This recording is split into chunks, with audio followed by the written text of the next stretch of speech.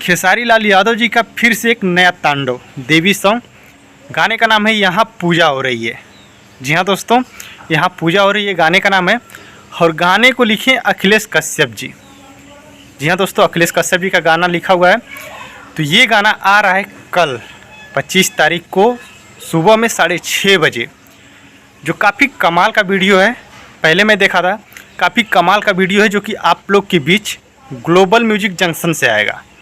कल सुबह में ग्लोबल म्यूजिक जंक्शन में आएगा, यूट्यूब चैनल से सुबह में 6:30 बजे आएगा। जो गाने के लिखे हैं अखिलेश कश्यप जी, खेसारी लाल यादव जी के साथ में गाए हैं अनुपमा यादव जी। जी हाँ दोस्तों, साथ में गाए हैं अनुपमा यादव जी, जो कि काफ़ी शानदार होने वाला है।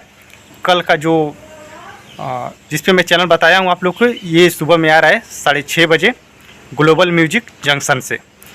तो आप लोग के बीच ये सुबह में आने वाला है। तो यही अपडेट था, मैं सोचा कि आप लोग को ये अपडेट दूं। तो ये अपडेट कैसा लगा आप लोग कमेंट बॉक्स में ज़रूर बताना, और वीडियो को लाइक ज़रूर करना, क्योंकि ऐसा मैं अपडेट लाता रहता हूं।